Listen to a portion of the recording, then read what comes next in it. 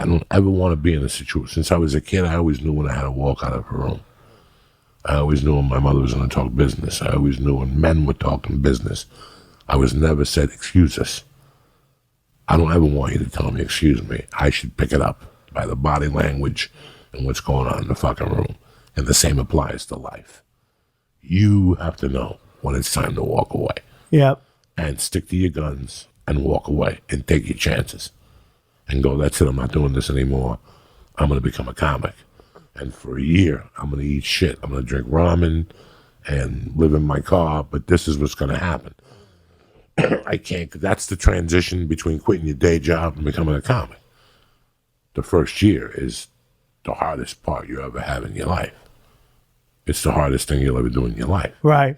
Saying, I'm not doing that no more. Yeah, cutting the umbilical cord. It's scary, but you got to do it. It's a very scary thought one day, looking at somebody and going, I'm not doing this no more, bro. I'm doing comedy.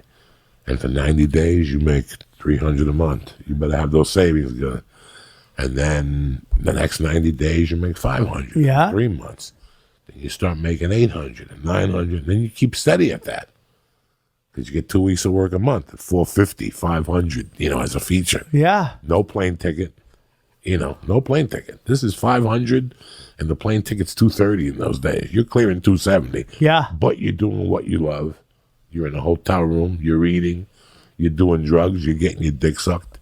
It was a great time. You're not working. I loved it. Once you decide, that's the scariest. All these moves are decision-making moves.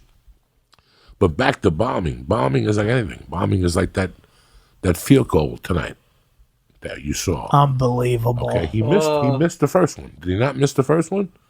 I didn't get to watch the game, but he had a game where he hit 4 times. He hit the crossbar. Yeah, like he hit the crossbar tonight. If he hit it 4 times, it's stuck in his mind. Unbelievable. It's stuck in your mind. Like when you see and I think that's what happened. They went to kick and they called a timeout. Whenever you see a team call a timeout, it's to make you think. When you have 2 free throws and you see a timeout being called, it's to make you think. It's to make you walk away and to make you think about what you're going to do, to give you time to realize what you're doing. We do our best work when you're unconscious. You know what I'm saying? Right. If I used to work for a sports betting service, and I noticed that my best days were Saturdays. The rest of the week, I'd be sitting there like a shadru. You know why my best days were Saturdays? Because I do my last line at 6 in the morning. So I was going in there working off basics.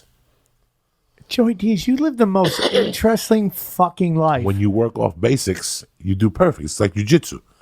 Why am I going to struggle with you if I know if I hold that thing right there, it's that specific time, you're going to go, whether you're 300 pounds or 30 pounds. You're going to go because it's technique. Sometimes you ever get fucking high and go on stage, you get stoned to the gills and go on stage. Part of the fucking reason you do good is because you're stoned. Oh, yeah. Part of the reason you do well is because you're high, because you're not thinking about it. It's when you think about what you're about to do that things go bad for you. Yeah. When you overanalyze it. So you get to the store. I don't even, when they call you and they say, grab a pen, Tuesday, 11:30, Wednesday, 12:45, I don't even ask who's in front of me. I don't want to know, and I don't need to know. It don't matter, because it's my channel. Yeah. I made a decision that it's my channel. It doesn't matter. Now I'll follow anybody. It's a decision. That's how I feel now, It's man. a switch in your head. It's a switch. And it takes years to switch it. It takes years. You'll lie to yourself and go, I got this. It takes years, dude. It takes years to switch it. It takes years to follow Whitney Cummings and get the stink of Whitney Cummings off the stage. Not that she's stinky.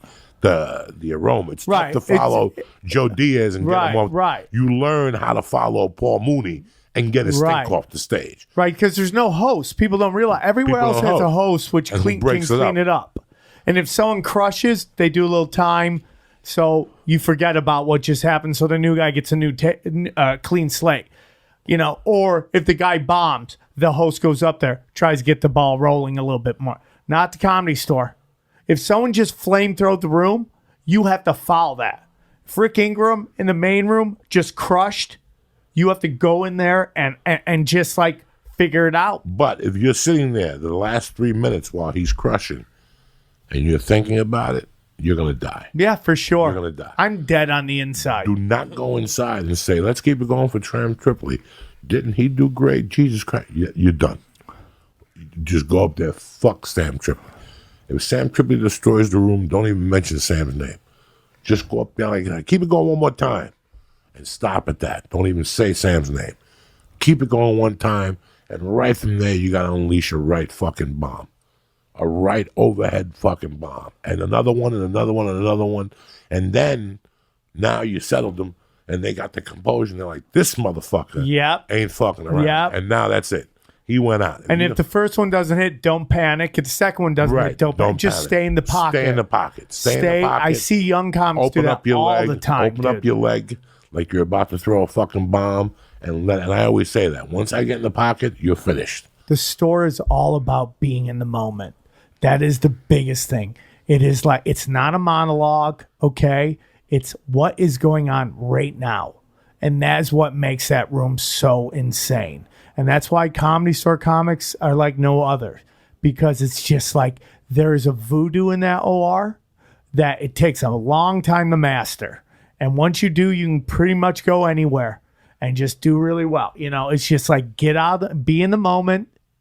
Be in the moment. Don't overthink, okay? And just believe in yourself, right? And that's, for me, is what has really made me a great comic from that OR, is that I'm so in the moment. I'm not, I don't care what the guy did before me. I don't care. I'm going to do me, and I'm going to stick to my guns. And I know I have a million tricks that I can throw out there to sell this whole thing. And it's just the blessing of doing it over time. And, would I have loved to have made it earlier, or if I've even made it at all, but loved to have made it earlier? Yeah. But you know what? Things worked out the way they worked out. The way they worked out. And you have to accept I'm right where I need to be. Keep slinging fucking dick. This is what you're saying does not apply just to stand-up. It applies to life. These things you're saying are the basics of life. Yeah. And I don't want people to think, well, they're just talking about the comedy show. No. I'm translating what the language is of comedy to life for you guys, so you guys understand that you're going through the same thing in your job. I failed so much early that I don't take it personal anymore. No. And it's just like, it's on to the next one. I don't celebrate the big things too much. No. Because that too shall pass. It's just another and I day. don't take personal the fails. Dude, it's on to the next one. What is the next project? What is the next thing I'm working on? Blah, blah, blah. I don't worry about it. And I just celebrate whatever little things I have. Because those are the beautiful things, man. If you want to be Vince Vaughn, or you want to be, you'll drive yourself crazy trying to do that. We're going in like fucking Marines. You understand me? Welcome to church, motherfucker.